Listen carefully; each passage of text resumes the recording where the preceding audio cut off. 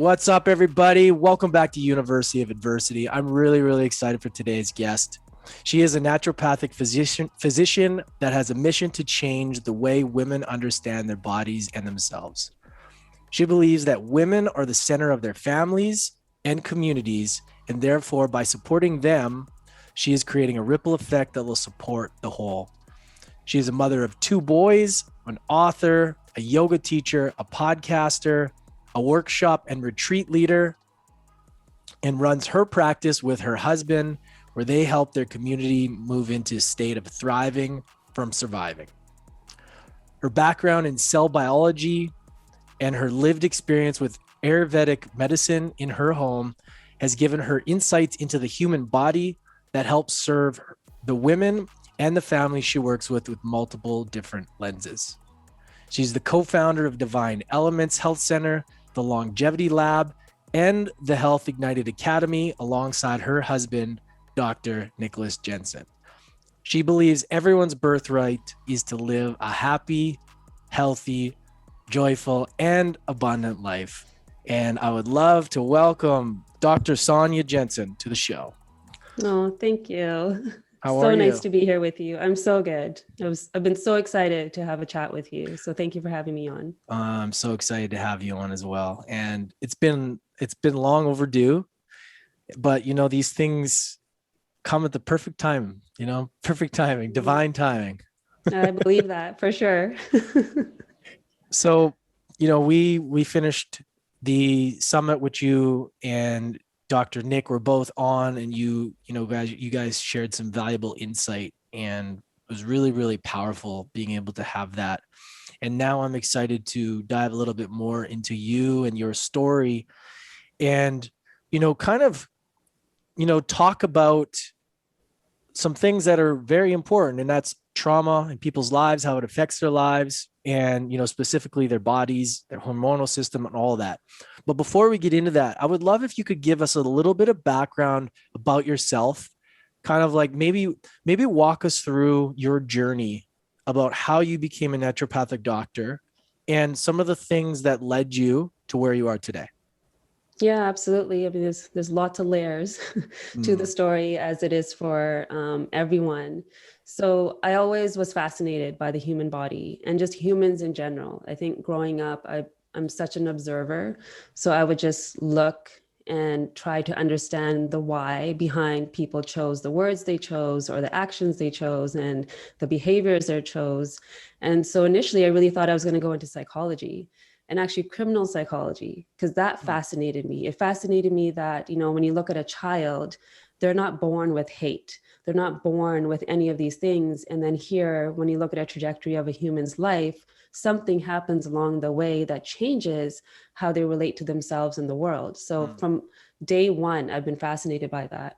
I've also been very fascinated by spirituality. I was very spiritual as a child, and all different lenses. Like I just loved learning about world religion and wanting to explore the world. And, my parents took me to India at a very young age, at 4, back home, and, seeing the poverty there, seeing the pain there, but then also seeing the joy there. Like I just had so many different experiences that gave me this insight into the human form and the human psyche.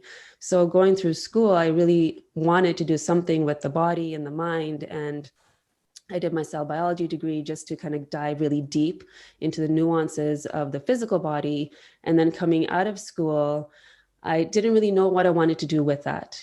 And I first started with massage because I was like, hey, I want to work with my hands. I feel like I have, healing potential. So I want to work with that. And it didn't feel like enough in that moment. And the way I actually got to the naturopathic school was really by divine intervention. I called the wrong number one day because I was trying to figure out what day we were going back to school, and I ended up calling this school. And then I started asking questions about what the program was all about. And I was like, okay, this was 2 weeks before we were starting. And I'm like, okay, I'm going here. This is my calling. This is what I need to do. And then from there, it was one of those programs that really forced you to look inwards. And that really happened in my 3rd year when I started working with women and I started hearing their stories. I would see women in their 40s and their 50s going through these hormonal challenges and these life challenges. And at that time, I was actually married to somebody else. And I started having these awakening moments where I'm like, I chose a life that fit into a box that was comfortable for everybody around me, but not me. And I'm going to be that individual sitting in that chair talking to somebody about my cancer or my health or the life that I no longer can't live because I didn't make the choices that I needed to make. So that was the beginning of this like self-discovery of like, okay, the stories we've been told, the beliefs that I have, the everything. I just started questioning all of it to the extent where, you know, my ex and I had decided to separate, but it was like a Bollywood movie, really. That whole scenario with my family and, you know, because culturally just divorce was not accepted, especially as a woman. And my family, as loving as they are, were very, very confused by it all. And so that was the first initiating step for me into myself, into a deeper dive into who I am. And it was the hardest time in my life, but it was also the most joyful and the most profound because I finally took that step to figure out who I am without all the noise of the world of how I'm supposed to be, how I'm supposed to look, how I'm supposed to behave, who I'm supposed to be, because I decided to do something that's completely opposite of what I was expected. So it's kind of where everything began, really. Right. I just, there's one thing there that you said. I mean, it's just so profound the way that happened and how you called the wrong number and you ended up there. So, how did you know? This is the part that I'd love to really dig into first is that intuition. And, Mm-hmm. you've obviously been able to tap into that. And, what made you like what was going on that you knew that was the thing to do? Like, how did you know that it wasn't Mm-hmm. just a coincidence, right? Mm-hmm. Like people, oh, that's just a coincidence or that's just a whatever. It doesn't matter. How did you know that that was the thing? Like Mm-hmm. that is so profound to me because a lot of people will never figure that out.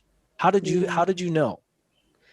Yeah, that intuition, I feel like I've been anchored into, or I was forced into being anchored into it at a very young age.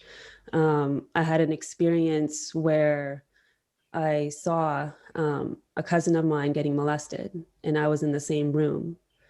And I feel like that experience, and I still to this day, I'm not sure what happened to me because you know what our brain does, it blocks that moment. But I remember the feeling. I remember the thoughts. I remember feeling scared. I remember feeling this isn't right. I remember wanting to call out, but I couldn't use my voice. But I also remember feeling safe and held at the same time. It's like a really strange thing because I have belief in this other thing that holds me. Mm, And so I feel like that age is also where I turned into more of a spiritual being because I started to understand that there's multiple layers to myself and there's these multiple voices. And I have one voice that's going to tell me and protect me when something's going wrong. I have another voice that's like the truth, my soul voice. So at a young age, I started listening to that soul voice. And then fast forward to when I was 13, I was going through a rough time and I was anorexic. And there was this one particular day where I start the book off with this moment in my life where I want to leave. Like, I don't want to be here anymore. And I'm in my room and I'm crying and crying and crying. And, you know, with my blurred vision, I'm like looking for something to just end the pain. And what I found was just a safety pin. And I started carving, "I hate life" on my arm. And that's stuck with me for years. But even in that moment, there was that other voice of like, "You're okay. Like, it's going to be okay. This is so temporary. You're okay. You have something to do in this world and you're okay." mm, So in that phone call, that voice showed up again. "This is it. This is what you've been looking for. You've been lost. You've been lonely. All these feelings that you've been feeling. This is going to drive you into the direction that you need to go." So I think I just had that like practice of having to listen to that voice. So it allowed me in that moment to really move away from the noise and understand that, okay, this is it, that mm. this is what I need to do. Whew. Wow. Wow. That was powerful stuff. I mean, thank you for sharing that. That's Mm-hmm. wow. Um, I always when you hear something like that, it's hard for me to imagine, like how challenging that must be later on when it comes to what that actually does and what, in our timeline for trauma and everything, right? So, which is like a perfect segue into the next area of like conversation is like from there, how much trauma was created there from that. And I guess you wouldn't really, it's hard to put your finger on it, but it's got to be like a knowing. And maybe what came after that, obviously you're the destructive, things, the destructive habits of like doing that. But what else after that happened? Like, what else do you think came out of that trauma? Like, it's just hard for me to wrap my head around being involved in something like that because I haven't. So, and I know a lot of people have, and it's just it's such an important conversation to have because there's that kink in the timeline, where it's like, woo, that's why a lot of people have the problems they do now is because it's never been dealt with. Right. So walk us through that a little bit. Yeah. And, it's something so amazing that the brain does to protect you, especially at that ripe age. And, because then we're talking like physiologically, the amygdala is like on fire, like your alarm system, and your adrenaline is high, and all the things that need to happen to create protection for your brain and for yourself. So I wasn't even conscious of it for several years until a very close cousin of mine was killed. And it was after that I started having dreams about it. And then I had to kind of discern. I'm like, is this a dream, or did this actually happen? Oh, and wow. then it, started to kind of come up, like the details, like what I was wearing, what she was wearing, what they were wearing, where we were, the sounds, everything started to really become very, very clear. And it really wasn't until she confirmed it for me one day too. We confirmed it for each other because neither one of us decided to talk to one another about it. And we both started having the memories at the same time after that trauma of losing somebody very close to us. So it kind of unlocked something in our minds. And I remember when it finally got confirmed, that's when things started unraveling for me, and my aha moment started to show up, like, okay, that is, if I'm talking about hormones, okay, this is why I've been suffering with these things for so long. My uterus was inflamed, I had PCOS, I had all these things showing up in my physical body. And this is why I don't use my voice. For so long, I didn't use my voice because at that moment, I couldn't, it was blocked.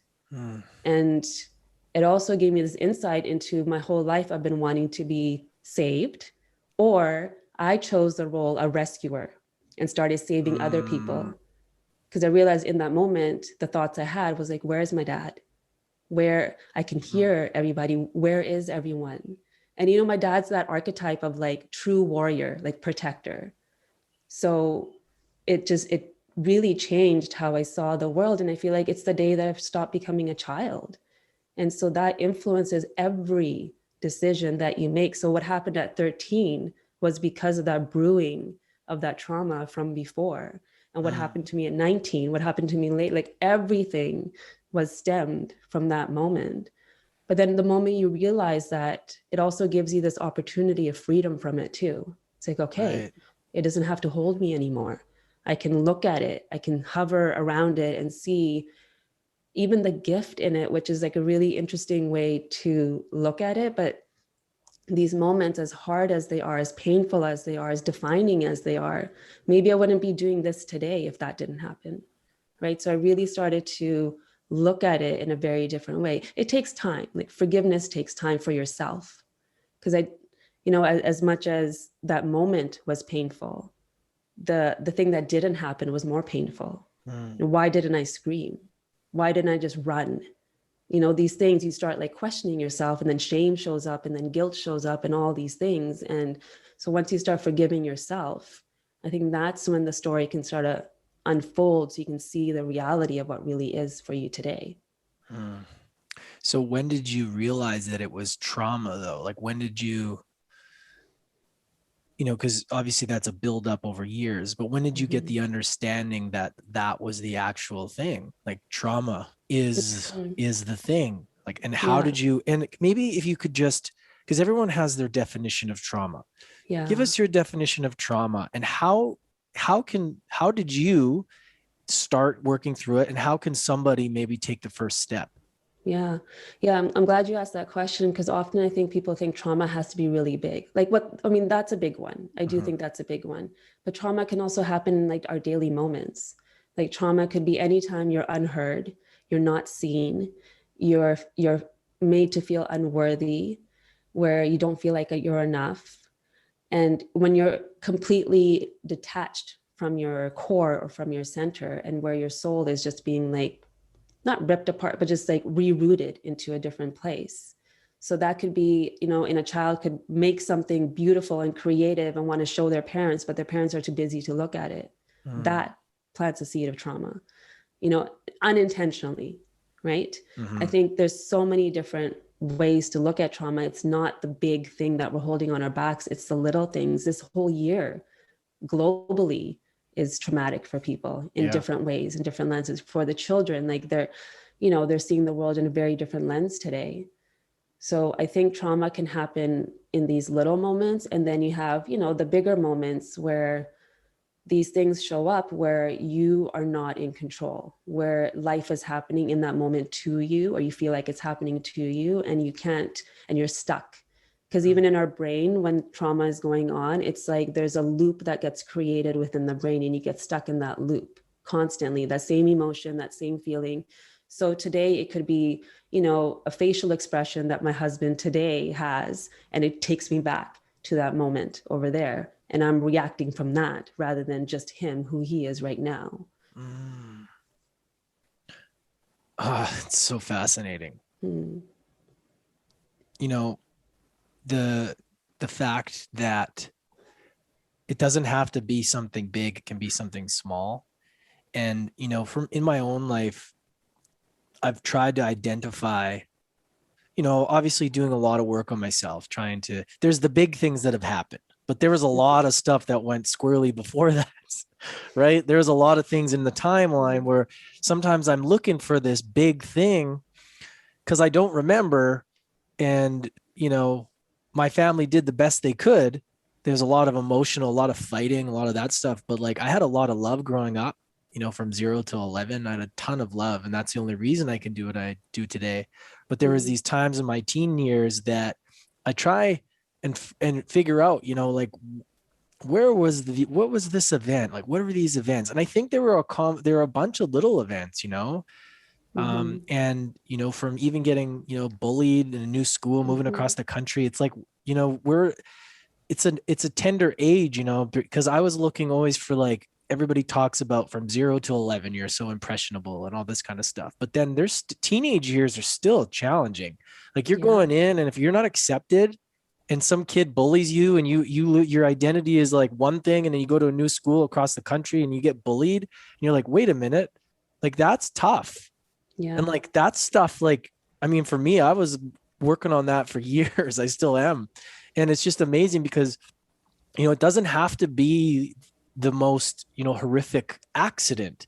It can Mm-hmm. be those little things because, in school and not being heard. And I'm glad you brought Mm-hmm. that up because I think a lot of people are dealing with things that they may not even realize. Because you in this moment think it's not a big deal, but your 11-year-old self, it was Mm, the world, right? yeah. So when you start to look at from that lens, and my children have really helped me see that. Like we Yeah. moved just cities, and our oldest had to change schools, and that whole year he was sad. Like his personality changed, like things shifted. He wasn't being bullied, but he was feeling like he had no tribe anymore. Like he was feeling left out, like he was feeling Mm, not enough, like all these things were showing up, and that's trauma for him. And yeah. he's growing up in a very loving home. So I think those moments are really pivotal because your brain is still developing. Like your frontal cortex doesn't fully develop until you're 25 years old, which is your rational brain. So Mm. nothing is rational at that time. Everything is emotional. Everything's in your emotional center. So we're going to take that into our hearts very, very deeply, even as a teen. Mm. So how do you work with your children on dealing with, like, even stress in their lives? Like, how do they even know it's Mm. stress? Like, how do they, how do we communicate to kids to communicate? Yeah, it's a hard one. But what we're trying to do with our kids is helping them discern the thoughts and the feelings and, talking to them. So, we're very vocal about, I'll sometimes bring it down to just physiology for them. Your brain right now, like my oldest is turning 10. I'm like, it's changing a lot. So Yeah. there's going to things are going to happen and they're going to feel so big, and that's okay. You're going to feel angry, and that's okay. Just know that that's not who you are. The thoughts that you're having right now, it's not who you are. So we're just constantly reiterating that for him. And he still gets stuck in these loops that are really interesting to observe and hard as a parent, especially if you're not conscious that that's what's happening. Because I think that's what creates that rift in relationships with parents and teens, is that we don't have an understanding of what's going on for them. And we, in our adult brain that's totally mature and our logical brain is working, think that they too should see the world from the same lens. So we just keep reiterating that it's okay to have emotions, it's okay to have this, but you have to start looking at why you're having it. And then, talking to her, like, is this actually a big deal? Just start asking questions. And that's what I do still in my own practice, is I ask questions. And the moment I ask questions, I feel like that's when I can like hover over the emotion rather than be in it. I can ask, well, okay, where is this coming from? Like, is this my belief? Is this somebody else's belief? Is it social media? Is it, what is it? Or if I'm trying to make a decision for myself, is this going to nourish me? Is this actually going to give me joy? Is this going to give me the love that I need right now? And so we're trying to teach them to ask the same questions. So they just start to discern and look at the world in, different lenses. That's so great, because that's half the battle, is just having parents that understand a little bit, Yeah, and it's hard. You don't get a manual. You don't. And each child is so I different would, I would too. love to have you and Nick as parents growing up. Like, I would, just to We're have not that, perfect. just to have, just to know that if you do get upset, that your parents know that you're getting upset for a reason. And like, there's just an understanding. Hmm. Well, Um, traumatized people are raising traumatized yeah, kids, that's the right? That's what's problem. happening. But That's the problem. everyone's doing their Yeah, best. that's right. It's, and so I wanted to ask you as well around trauma, and specifically around how it affects the hormonal system. You work with Hmm. women, and I know there's a lot Hmm. of women that listen to this that could get value out of this. So I would love if you could speak into talking about how trauma affects the hormonal system, and Hmm. why did you decide to work with women specifically? Hmm. Yeah. Yeah. So, with my own journey and my own learning, I really started to understand the power that women have in their communities. Because when you look at if it's, a male female counterpart family, or even two women together too, there's always one that has more of that yin energy or more of that yang masculine energy. The one that has the yin state within her is the one that's making a lot of the choices in the family, right? Whether it's food, she's kind of like the center that's keeping it all together, that's like weaving the web around the entire family and the community. So often her decisions and how she feels about herself is going to impact the whole picture. If a woman is feeling whole and taken care of, she can then be in service to her children the way they need her to be, instead of being in a state of resentment or anger or fatigue and all the things that come along with just life today. So I just started to see, if I can help her, I'm helping so many at the same Mm, time. And I think that's really important, because there's different talks in like the spiritual world too about how we're moving from that Piscean age to the Aquarian age, which has got more of that female energy, because we're moving away from some of the constructs that have been built that aren't working anymore. We can see everything kind of crumbling and changing. And I think even for men to sit more in that creative, nurturing place, it's going to change the way, like we were saying before, the traumatized people are raising traumatized kids. I feel like that's going to start to change. So that's why I think working with women is so important, and families in general. mm, And when I started to see the connection between the hormones, it was really from the start. And I started to notice even within my own body, when you look at the physiology of certain hormones, like for example, our hormone progesterone, it's a very nurturing hormone. It's one women need, especially in their second half of their cycle. I remember after giving birth to my second son, there used to be a day in my cycle where I really started to hate Nick. And he's a lovely man, right? Mm, But there was this day where all of a sudden the whole world just looked different to me.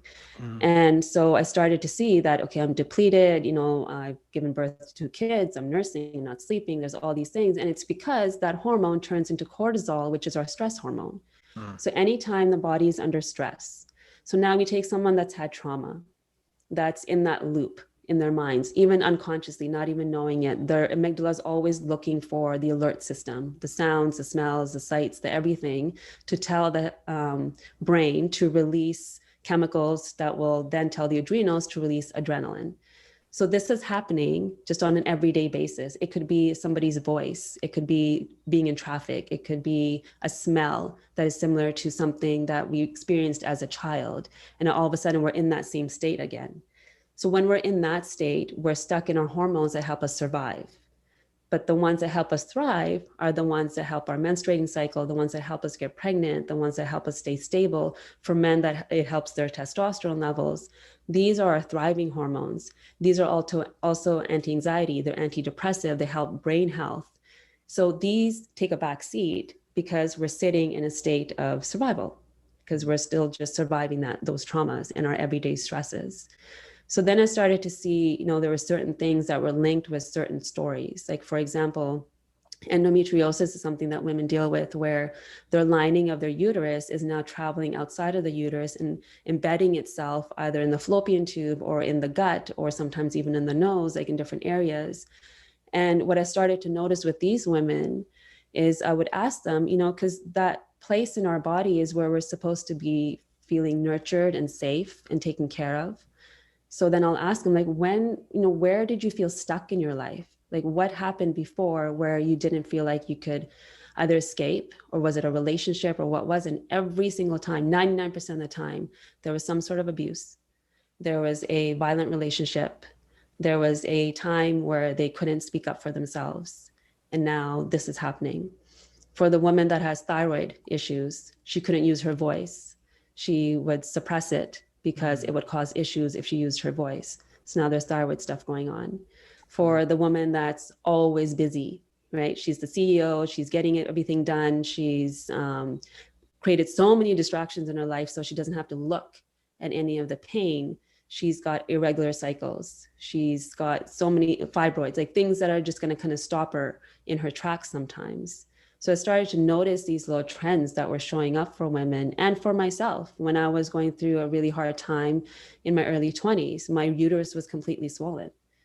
And so I started to see that the two are not separate at all. Like what we experience, how we feel about ourselves, the emotional body is triggering the physiological body and its hormones to respond. And then that's how they respond, because they're communicators. It's so fascinating, but makes so much sense. And it's hard to imagine we live in a world that people don't really look at it like that. You know, we live in a system that doesn't look at it like that. I mean, with the way you explain it makes total sense, right? The stress that your body goes through will have stress on your body inside. Like it makes total sense, right? Yeah. And it must be frustrating at the same time when you know, you see people coming in and or just seeing the way things are medicated instead of getting to the root, right? And that's something in itself to have to be like, okay, how do, like, the patience you must have to, like, you know, be able to like work through that, just knowing that people aren't trying to get to the root. It's just about, you take this for that, take this for that. It has nothing to do with stress. You know, that frustrates me even. And I'm not, you know, I'm not even a doctor, you know, but like, so when you have patients coming in, what do you see as like the biggest problem, or the one that just keeps coming up the most, that you're like, oh, this again, this again, this again? What comes up the most that you notice? And what are maybe some things people are doing that are causing that? Yeah. I mean, in big picture is what you were just speaking to, is pure disconnect from our bodies Mm, and just not being able to connect our emotional state, the choices that we're making to what's happening here. Because Mm. often people will come to me, so women specifically in their 40s and 50s, now they have hot flashes and night sweats and can't sleep and anxiety and all these things. But we're so used to looking at this showed up today. So what did I do yesterday that affected it? Yeah. Yeah. So that's that, you know, because we're used to a system of, oh, you have a headache, take this pill, it'll get Yeah. rid of the headache. We're not used to asking the question, well, why do I have a headache? What did I do today? Did I drink enough water? Did I sleep? Am I under stress? Like, what's happening that's causing this response in my body? Because the body is just responding to its environment. So Mm. the biggest thing I see is really that disconnect. And then I feel like it's my job just to plant some seeds so that they can start connecting these dots, because it's not easy when it's working for someone. So like I was speaking about that woman, if it's working for her to be busy, to do all the things, to get her done, she's successful, it's working for her right now. So to throw a Mm. curveball and say, hey, this could lead to this is not going to work. Right. So Mm. it usually isn't until, unfortunately, when something big happens, maybe your relationship changes. Because now, because of the way our body is responding, maybe our libido is really low, and maybe we are so fatigued that we can't be intimate with our partner. Now it's affecting the relationship. Okay, now maybe I should look at something. Or women, you know, so many women have breast cancer, so many women have thyroid cancer. We're more susceptible to thyroid issues too. So sometimes it's something big like that needs to happen. I do think that the paradigm is starting to shift, because I'm starting to see younger women, which is really amazing. And because they're starting to question, they're Yeah. questioning, oh, the birth control pill isn't the answer to everything. It actually makes me feel crazy.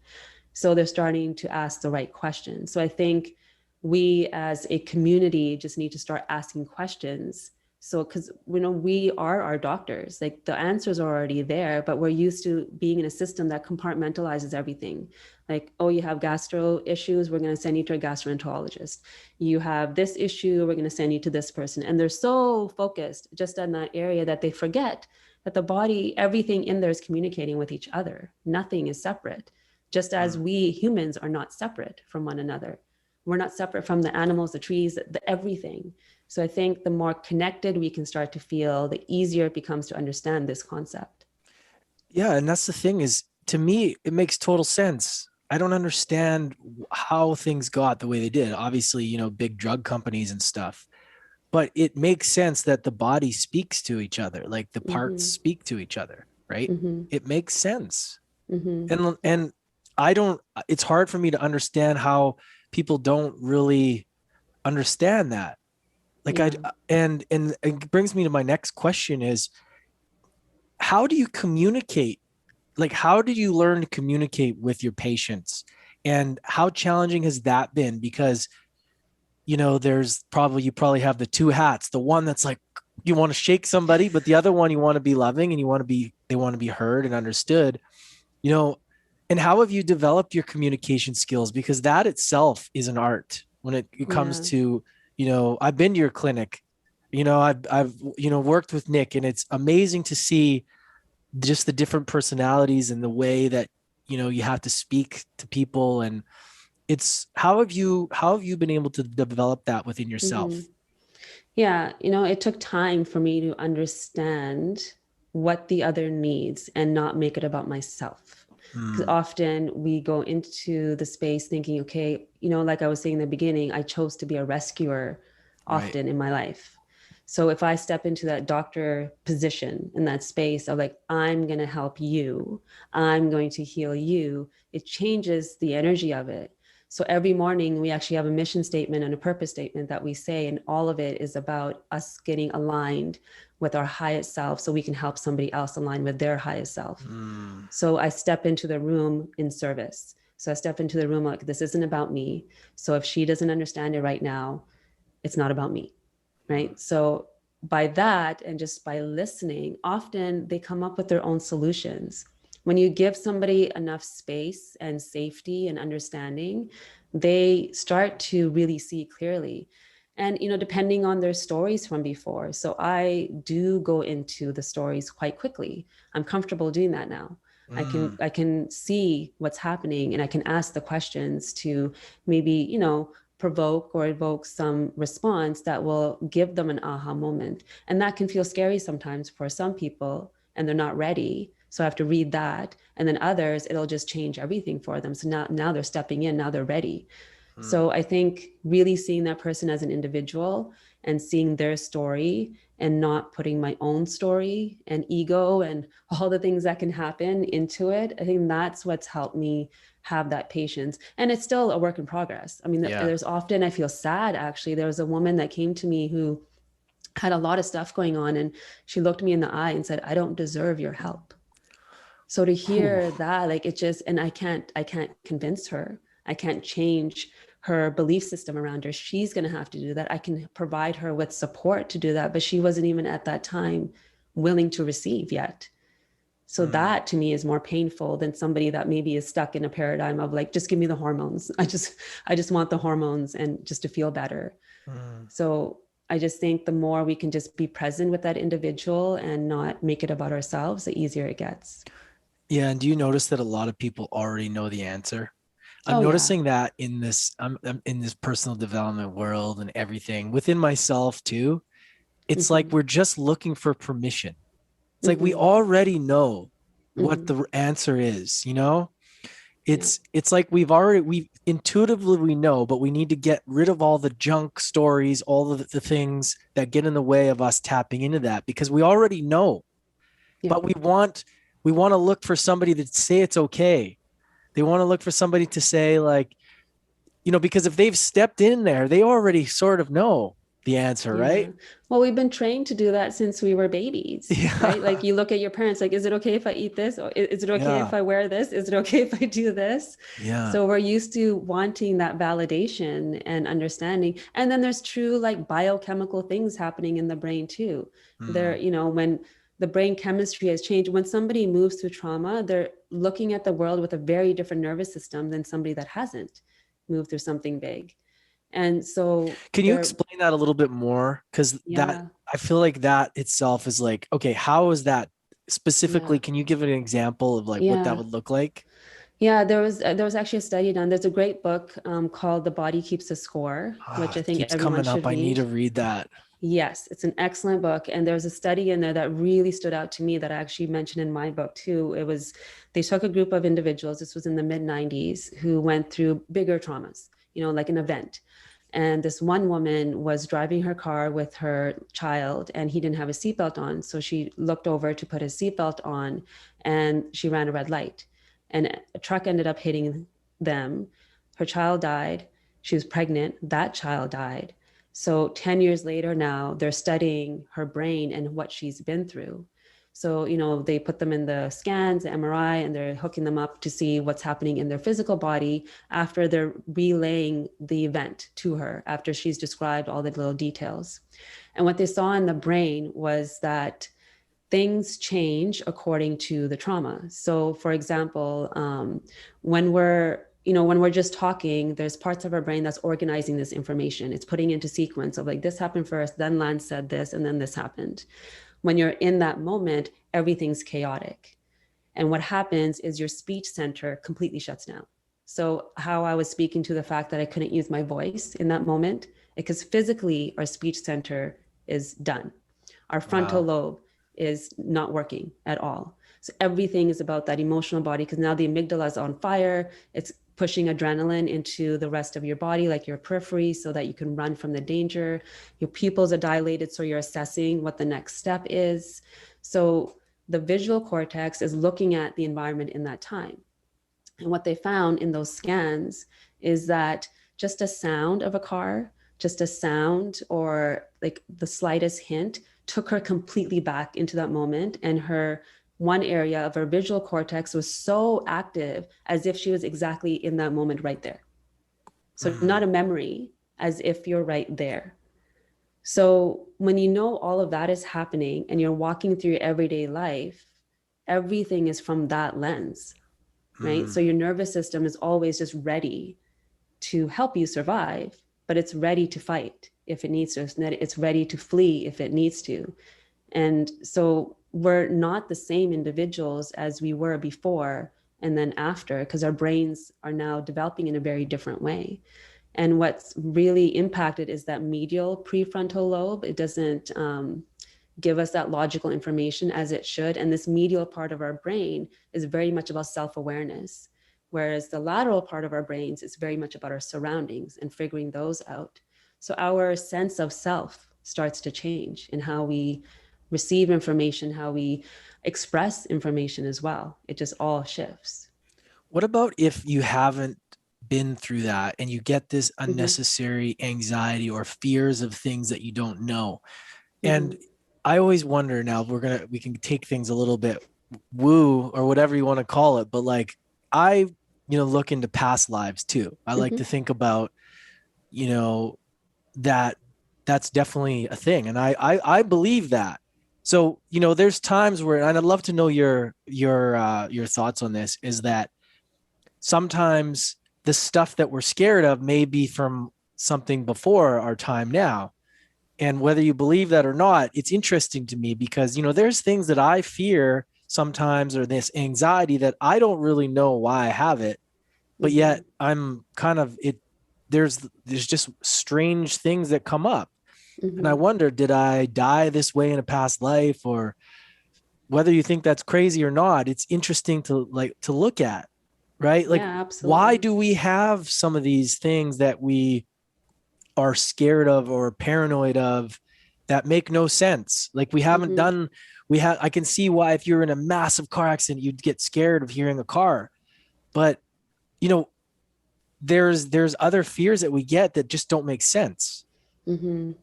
Yeah, I'm in full belief of that too. And also generational trauma, Right. trauma that you're carrying that isn't yours. So speaking to generational trauma, if we just look at when you're in the womb, you're kind of navigating or understanding what your environment's going to be like. All the Mm, hormones that your mom's releasing is giving you signals of like, is this a safe place? Is it not a safe place? So there's that element just from your life. And then looking at, the generation, the imprint that we carry from before. Now they're scientifically proving things about our physiology. Like, for example, a grandfather's diet is going to affect a grandson's health in his teen years really? and puberty. Yeah. So now they're connecting these dots. Wow. They've Really? mapped, absolutely. They've mapped back all the way 14 generations to see like different things that are showing up in different generations. So, science is kind of bringing it from that lens. But when you look at, so I've had a fear of snakes my whole life. I don't know why. And my grandma one day talked about her grandma dying from a snake. I mean, they live in India, they're everywhere. And so like that was kind of an aha moment for me too, of like, okay, this Oh, isn't yeah. mine. So it can be really empowering too, of like, okay, these fears that I'm carrying, like you're saying, maybe they're not mine. So maybe when we start questioning it, we can release it and we can say, okay, I honor that you had this fear, but I don't need it. I don't need it in my life right now. So I do think we carry this genetic information through the generations. And also, I mean, I am a believer of past lives. I do feel we come in onto the school of earth and we learn what Mm. we learn. And then if we need to come back, we come back to learn some more. And usually with similar people again. So I do think we carry things because we're given another opportunity now to heal what maybe we didn't heal before. I just find that so interesting, you know, and yeah, like our fears that they go back generations, or like that our Mm-hmm. grandparents have impact on us. That's wild to think about. Yeah. Like thinking about even the trauma that a lot of our grandparents had to go through, the hard times. Yeah. That stuff feeds down into our parents and then into us. Yeah. And Yeah. it makes sense. It makes Yeah. total sense. There's a study done with the infants of Holocaust survivors. Mm, Every single one was born with adrenal insufficiency, meaning their ability to manage wow. stress was already depleted. So, when you think about what they went through, it makes sense that the next generation is also carrying some of that burden with them. Mm. Yeah. It's interesting because when I went did ayahuasca, I was thinking that these fears of mine would come up, but they didn't. And then Mm-hmm. I was, because you never know what you're gonna get, right? When you're doing stuff like that. But there's always been these little fears that I have, and I don't understand them. And it's kind of like, as I do the work, I kind of want to get to the bottom of them, like Mm-hmm. unnecessary anxiety about certain things. But then I'm like, well, maybe it's nothing. But the more I feel like, the more aware you get and the clearer you get, the more it's like, I want to figure this out. Yeah. And people are addicted to when you're drinking and you're eating bad. And I mean, this working with people, it's like, you never really get to feel what these things are, because as the second you feel them, you just like medicate them with something. So it's interesting when you kind of like clear that out, and then you're like, okay, well, what is this? Why is this coming up? What is this? Is this the reason that I've been wanting to drink or escape? Like, what is that? Yeah. Yeah. And we don't have to get lost in it either. We can just be really curious about it. And sometimes we don't get the answer. Our logical mind won't necessarily get the answer, but maybe something shifts in our body, or something shifts in how we relate to it, because we've now just been aware of it, that, this isn't mine. Thank you, but I don't need it at this time. So I think becoming aware of it and unpacking what it might be influencing today in your life is really helpful, and not getting lost in it. But I think what you said there was so important. We, as humans, we don't want to feel pain, right? Our brains are wired to help us not feel pain. It wants you to distract yourself or take the thing that's going to numb that pain. And sometimes it's really simply just acknowledging the pain and asking it questions that give us some of these answers that are helpful for today and for the future. What does your morning routine look like? And what do you recommend the women listening, or even men, do in the morning to set themselves up for success? So the moment I wake up, I say thank you for another day. I feel like that's important for me, because of my story from before of not wanting to be here. And so just being grateful, like, okay, I get to breathe another day. And then I always do some sort of movement, whether that's yoga or HIIT exercise, something that moves the energy in my body from that sleep state into the new state of the day. And then my husband and I, we do a meditation together. So we're chanting and doing our meditation in the morning, and then the kids are up, right? So then I got to turn into mom. So I got to do all the things to get them out of the house. And then when the days I have home, I have some self-care things that I do, like I'll do a sauna, or I go for a walk, or I do something to help support my nervous system every single day. Because I find the more you support your nervous system, men and women, the more you support your hormones, and the more opportunity you give yourself to be aware, to heal, to awaken some things that maybe have been lost or not been heard for a while. How important is it, like, if you miss a day, do you feel off, or do you not miss a day? I used to, and I started changing, because on Sundays we'll sometimes miss a day because the kids are coming into our bed or whatever, but I'll still do something. Yeah. So maybe that day it's me having a cup of tea by myself outside or whatever. You love your yogi tea. I love my tea. I'm known for loving my tea. Yeah. I know. You make great tea, by the way. Oh, thank you. Yeah. So, I'll just change my relationship too, because I find that we can also get stuck in that world too of like, oh no, I didn't do my yoga today. So now I feel bad. You can beat yourself up. You can beat yourself up. So then I just change that. Like, okay, I didn't do that today, but I'm doing this. Yeah. It's amazing how we can go into that shame of like, you can take something that's powerful and then we can become shameful of it and judge ourselves. It's like, well, just let it go. Yeah. Right. It's so people put meaning to things so much, and they create this thing, and it ends up, it's like what you give the meaning to.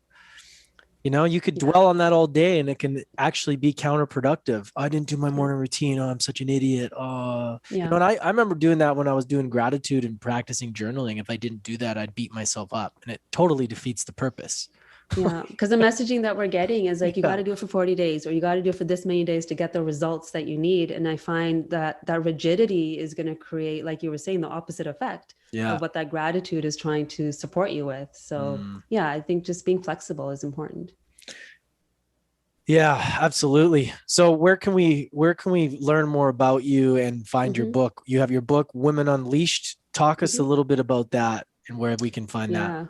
Yeah. So the book really is an opportunity for women and for men to have a moment of self-discovery. So it kind of goes through our hormonal system. It also goes through different traumas and things that maybe have created your story. There's exercises in there. There's yoga in there. It's really more of a book to create those aha moments for you. And I love that you kept bringing timeline up, because I actually have a timeline exercise in there to help support just an understanding of yourself. And my hope with the book really is that you become your own advocate, your own doctor, you're just loving yourself again, I think is really important. So the website is womanunleashedbook.com. So they can go there and find it there. You can find me on Instagram, Facebook, Dr. Sonya Jensen, also drsonyajensen.com, doctors, what's our other one? We have so many, divineelements.ca. Doctorsjensen.com is the website. Yeah, doctorsjensen.com. Yeah, absolutely. Awesome.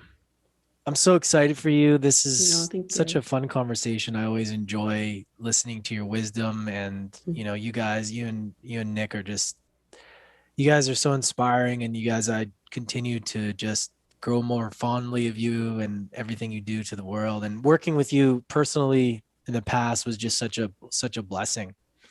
And now being able to have you on the podcast and be able to be on your guys' podcast, it's really amazing. I'm really excited for you to do really well with this book and everything ahead. Oh, thank you. We're so excited for you and so proud of everything that you've been doing. Yeah. You're a gift to the world. Thank you. It all started at our yoga retreat, right? That's right. Naturally Brave retreats. That was a big moment. Yeah. That was a big moment. Naturally Brave retreats in the Baja Cabo. Mm-hmm. Yeah. Hopefully we'll be there again in 2022. Yeah. Well, definitely everybody, that's huge. And that was such a massive shift for me. I've talked about it before, I did that and I went to Tony Robbins, and it was just like the combination of the two was just like my whole life changed after that. Yeah. So cool. It's so cool seeing you today from where you've come. And well, it's been a fun journey. And I think, all of us, within our community, I feel like we're all just getting started with the impact that we can make. And it's great to just, help each other shine and encourage each other. And it's exciting. So for sure. Thank you so much. Yeah. Oh, thank you. Thank you for having me on. I appreciate it. I want to just end with one question. I don't want to forget to ask it, because I like to ask it every interview. And it's, what's the most valuable lesson that adversity has taught you?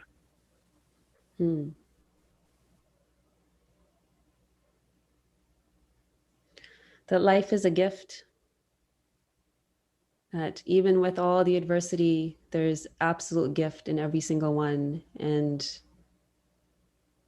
it's just such a gift and blessing to be able to breathe every day and to learn more and to discover more about myself and the world. So it's a gift. Love it. Life's a gift. You got that right. Super grateful. Thank you, Sonya. Appreciate it. Oh, thank you. Thanks, everybody.